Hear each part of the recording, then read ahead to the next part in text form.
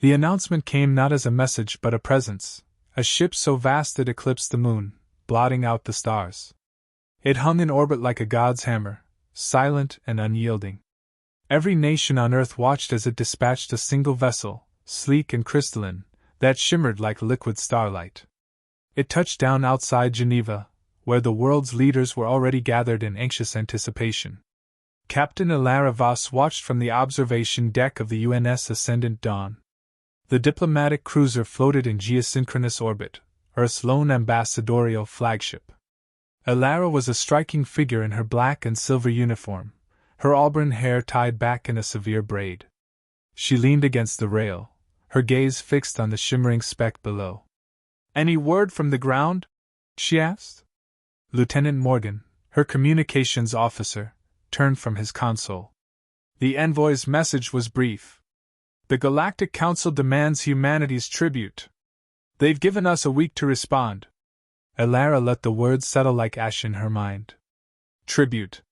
A concept as old as civilization, now thrust upon humanity by beings who viewed Earth as little more than a fledgling species. "Typical," she muttered. In Geneva, the alien envoy's declaration had thrown the world's leaders into chaos. Protests erupted across continents. Some cried out for submission, others for defiance. The United Nations convened emergency sessions, but consensus proved elusive. Ilara attended the sessions remotely, her hologram seated among the figures of presidents, prime ministers, and defense ministers. They argued, voices overlapping like static. "We can't afford to antagonize them," President Navarro of the North American Union said. "If we refuse, they'll crush us." "And if we submit?" retorted Chancellor Okoro of the African Federation. "We send a message that humanity is weak, unworthy of respect." Ilara finally spoke, her voice cutting through the cacophony. "Submission won't buy us peace. It will only delay the inevitable. The Council respects strength, not groveling. If we're to survive, we must stand as equals." The chamber fell silent. "What are you proposing?" Navarro asked, his tone skeptical. Ilara leaned forward, her holographic image flickering. "We send a message. Not of submission or defiance, but of intent. Humanity will not kneel. We offer no tribute, only partnership." The room erupted again, but this time with murmurs of intrigue rather than chaos. 2 days later, the Ascendant Dawn launched for Zarnath Prime, carrying humanity's answer to the Galactic Council. The ship was a marvel of human ingenuity, its sleek design blending cutting-edge technology with the rugged reliability Earth's engineers were known for. Ilara stood on the bridge, watching as the stars stretched and blurred into lines with the activation of the FTL drive. Her first officer, Commander Lin, approached. "You sure about this, Captain? Refusing tribute could spark a war." Ilara glanced at him. "We're already at war, Lin. A war of perception. If we give in now, we lose before a single shot is fired." Lin nodded, his unease evident, but his loyalty unshaken. The journey to Zarnath Prime was uneventful but tense. The crew worked in silence, their focus sharpened by the weight of their mission. As the Ascendant Dawn approached its destination, the luminal citadel came into view, a structure so massive it seemed to consume the dying star it orbited. Its crystalline spires pulsed with a faint, otherworldly light, a testament to a civilization ancient beyond comprehension. Ilara addressed the crew over the intercom. "Today, we face the Galactic Council not as servants but as representatives of a united Earth. Whatever happens, remember, we are not here to beg. We are here to show them what humanity stands for." Docking at the Citadel was an exercise in humility.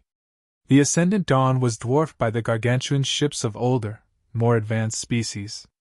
Alien delegates passed them by with curious glances, their forms ranging from humanoid to utterly alien, glittering beings of pure energy, towering creatures covered in chitinous armor, and serpentine figures that slithered through the air on invisible currents. Ilara led her team into the council chamber, her boots clicking against the smooth obsidian floor. The chamber was cavernous, its walls lined with crystalline panels that glowed softly. At its center stood a circular dais, where the council's highest members presided.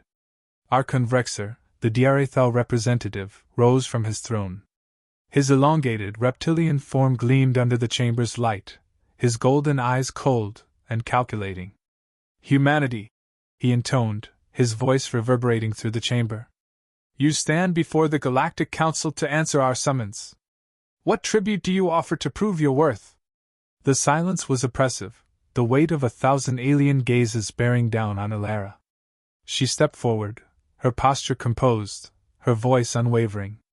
"We bring no tribute, Archon," she said, her words echoing in the vast chamber. "Humanity does not measure its worth in resources or servitude. We offer something far more valuable." Murmurs rippled through the assembly. Vrexer's expression hardened. "And what, precisely, do you offer?" Elara smiled faintly. "Partnership. Cooperation. A chance for the Council to see humanity not as supplicants, but as equals." The chamber erupted in a cacophony of voices. Some delegates sneered, others whispered among themselves. Vrexer raised a clawed hand, silencing the room. "Bold words," he said, his tone laced with disdain. "But words alone will not secure your place. The Council demands action. You will face a trial to prove your worth." Elara inclined her head, masking the unease that coiled in her chest. "We accept." As she turned to leave, Vrexer's voice stopped her. "Be warned, human. Defiance has a price." She glanced over her shoulder, her gaze steady. "So does underestimating humanity." Back aboard the Ascendant Dawn, the crew waited anxiously for Elara's return. When she stepped onto the bridge, the tension in the air was palpable. "Captain?" Lynn asked. "We've been challenged," Elara said. "A trial to prove our worth." "What kind of trial?" Morgan asked. Elara exhaled. "They didn't say.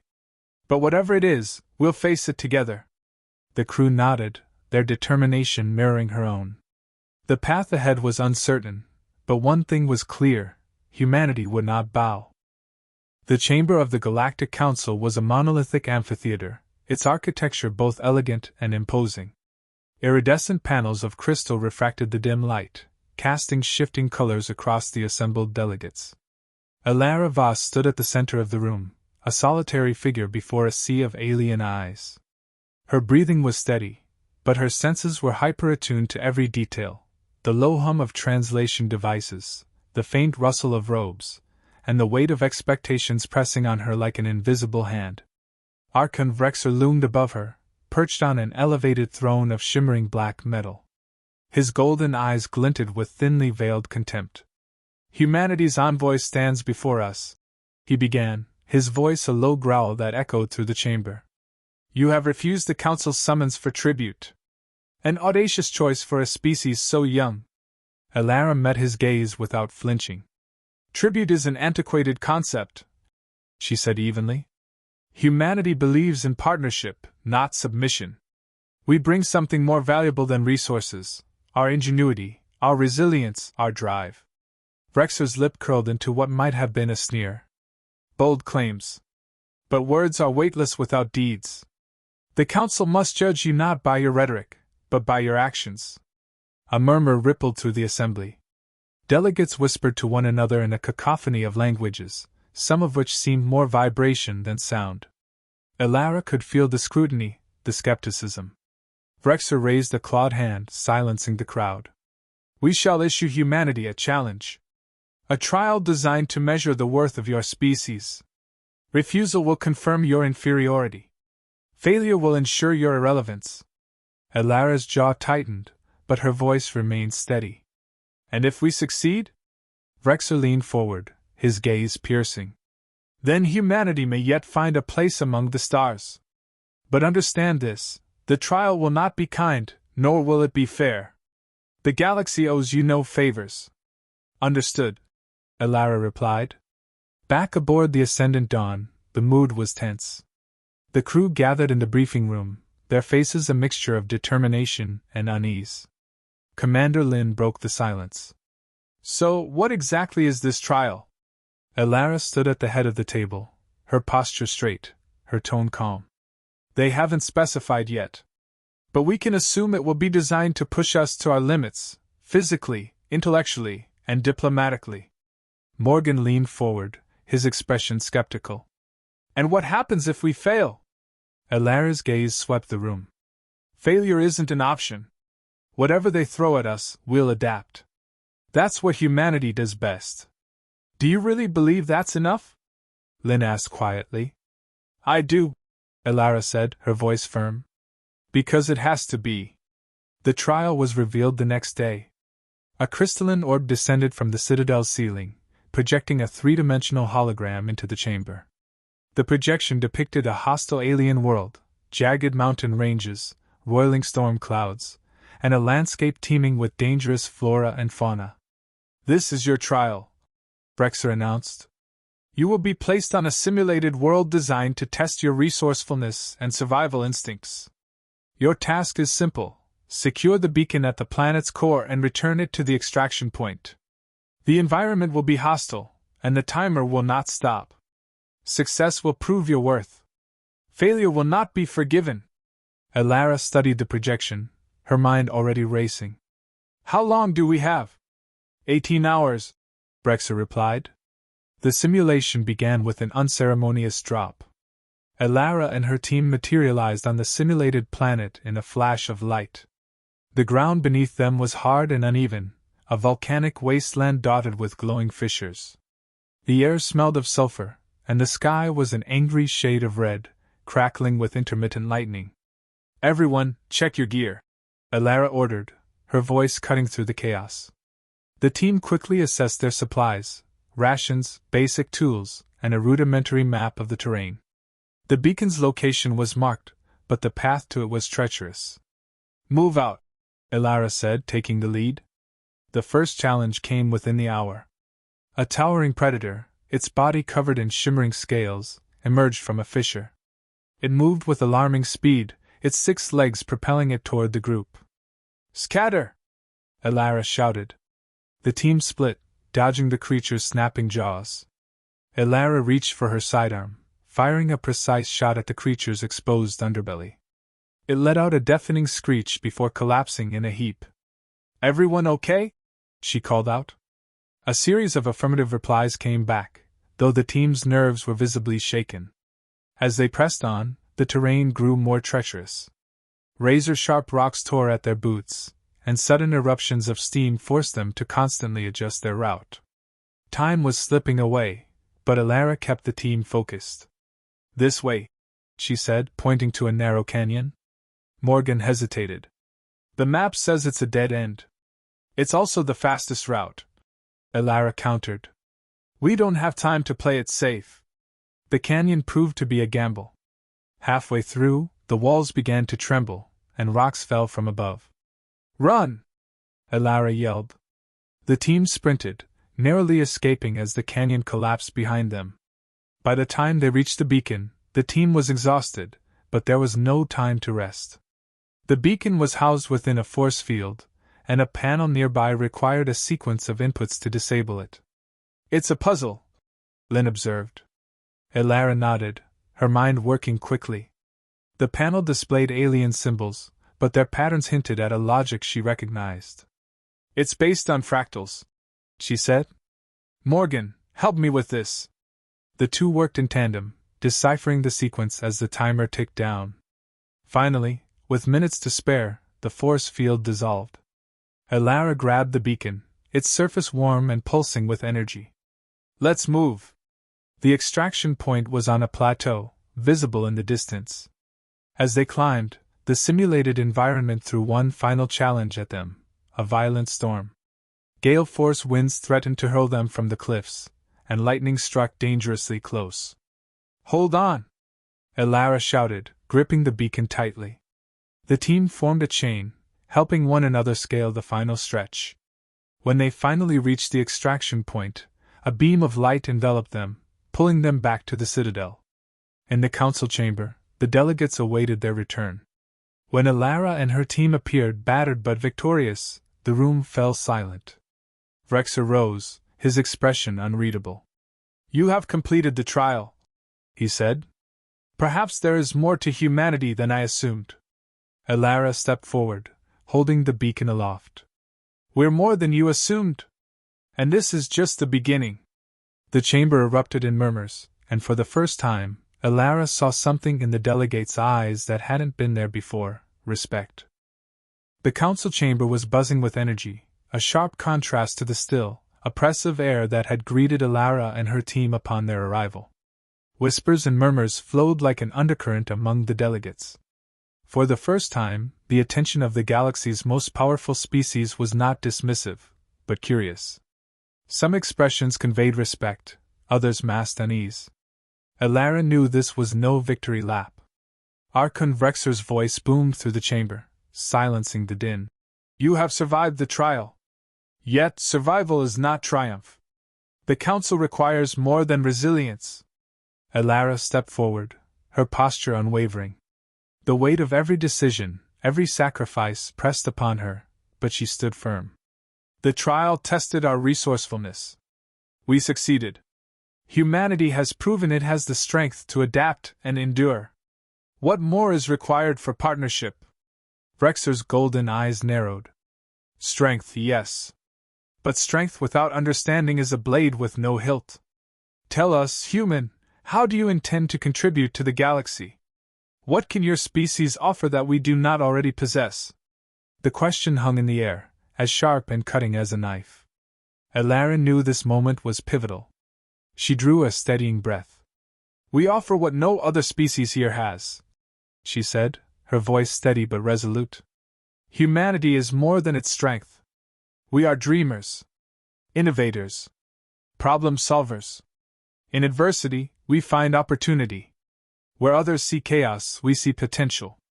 That is our gift, the ability to imagine and to create, even in the face of overwhelming odds. The delegates exchanged glances. Some nodded subtly, others appeared unconvinced. Vrexer remained impassive, his expression unreadable. Imagination, he said, his tone skeptical. A poetic sentiment. Yet sentiment alone will not reshape the galaxy. Elara squared her shoulders. Then let us show you. Allow humanity to collaborate with the Council on a real problem, one that has confounded even your most advanced civilizations. Let us prove that our creativity is not mere sentiment, but a force of progress. Vrexer tilted his head, as though weighing her words. You propose a wager. If you fail, the consequences will extend beyond your species alone. We won't fail, Elara said firmly. The Archon considered her for a long moment before gesturing to a shimmering display that materialized above the dais. A holographic map of the galaxy appeared, centered on a dying star. Its light flickered weakly, surrounded by a web of orbiting debris and shadowed by the faint outline of a shattered planet. This is Erythros, Vrexer said. Once a thriving system, now a graveyard. Its star is in the final stages of collapse, creating a gravitational anomaly that has destabilized the surrounding space. Multiple attempts to harvest its energy, or stabilize the anomaly have failed, even by the most advanced species here. Elara's eyes scanned the display. The data was daunting: high-energy fluctuations, unpredictable gravitational waves, and evidence of failed operations. It was a cosmic puzzle, and the stakes were clear. What is the Council's objective? She asked. To reclaim the system, Vrexer replied. The energy of Erythros' star could sustain hundreds of worlds. But every attempt has resulted in disaster. The Council has deemed it unsalvageable. If you believe humanity's ingenuity can succeed where others have failed, you will have your chance. But understand this: failure will not be forgiven. Elara met his gaze. We'll need access to the data from previous attempts and any resources required for the operation. Vrexer inclined his head slightly. You shall have it. The Council grants you one standard cycle, 30 days, to produce results. The Ascendant Dawn returned to orbit, its crew once again consumed by preparation. In the ship's operations center, holograms of Erythros filled the room, data streams cascading like waterfalls. Commander Lin stood beside Elara, his brow furrowed. This isn't just a challenge, Captain. It's a trap. They've given us an impossible task, knowing failure will justify their doubts. Elara nodded, her expression grim but determined. Then we'll do the impossible. We don't have a choice. Morgan chimed in from his station. I've analyzed the data from the previous attempts. Every mission failed because they tried to brute force the anomaly, stabilizing it with massive energy inputs or altering its trajectory. None of them considered working with the anomaly instead of against it. Alara's eyes narrowed thoughtfully. Explain. The anomaly isn't just a gravitational sink, Morgan said, gesturing to the holograms. It's creating pockets of high-energy potential. If we can map those pockets and harness them, we might be able to create a stabilizing field from within. Lin frowned. That's a lot of ifs. And if we miscalculate, the anomaly could collapse entirely, taking the Ascendant Dawn with it. Alara's lips pressed into a thin line. We'll need precision. Morgan, start mapping the energy pockets. Lin, assemble an away team. We'll need to deploy stabilizers manually from inside the anomaly. The mission to Erythros began with a harrowing approach. The Ascendant Dawn navigated through waves of gravitational distortions, its shields strained to their limits. On the bridge, Alara monitored the readings, her hands gripping the console. Steady, she said, her voice calm despite the turbulence. Adjust thrusters to counter the lateral drift. Aye, Captain, Lin replied, his fingers flying over the controls. As the ship reached the anomaly's edge, Alara turned to the away team. Remember, this isn't just about survival. It's about proving we belong here. Humanity is watching. The team boarded the shuttle, their faces a mixture of resolve and apprehension. Alara led them, her presence a steadying force. Inside the anomaly, the environment was surreal. Space itself seemed to ripple, and the distant glow of the dying star cast eerie shadows. The team deployed the stabilizers at key points, each placement requiring precision and coordination. Stabilizer 1 online, Morgan reported through the comms. Good. Move to the next point, Alara ordered. The final stabilizer proved the most challenging. A sudden gravitational surge threw the shuttle off course, slamming it against a field of debris. Sparks flew as systems flickered. Damage report, Alara shouted. Shields at 30%, Lin replied. We can still make the deployment, but we'll have to do it manually. Alara nodded. I'll handle it. Keep the shuttle steady. With the stabilizer in hand, Alara exited the shuttle in an EVA suit. The vast expanse of distorted space surrounded her, both awe-inspiring and terrifying. Her suit's thrusters guided her toward the final anchor point, her every move deliberate. Almost there. Morgan's voice crackled in her ear. As she secured the stabilizer, a sudden gravitational pulse knocked her off balance. Her tether snapped, sending her spinning into the void. Captain? Lin's voice was panicked. Alara activated her thrusters, fighting to regain control. I'm fine, she said, though her breath came in shallow gasps. Stabilizer is secure. Begin activation. Back on the shuttle, Morgan initiated the sequence. The stabilizers synchronized, creating a glowing lattice of energy that enveloped the anomaly. The distortions began to subside, and the star's energy stabilized into a steady pulse. You did it, Lin said, his voice filled with disbelief and relief. No, Alara corrected as she drifted back toward the shuttle. We did it. The council chamber was silent as Alara presented the results. The energy harvested from Erythros was enough to power countless systems. Archon Vrexer rose, his expression unreadable. Humanity has achieved what others could not. Your resourcefulness is noted. Alara inclined her head. This is only the beginning. Humanity doesn't just adapt. We rise. For the first time, Vrexer's lips curled into a faint, grudging smile. Perhaps the Council has underestimated your kind. Let us see if your ambition matches your potential. As the chamber erupted into debate, Alara allowed herself a moment of quiet satisfaction. Humanity's place among the stars was no longer a question, it was a reality.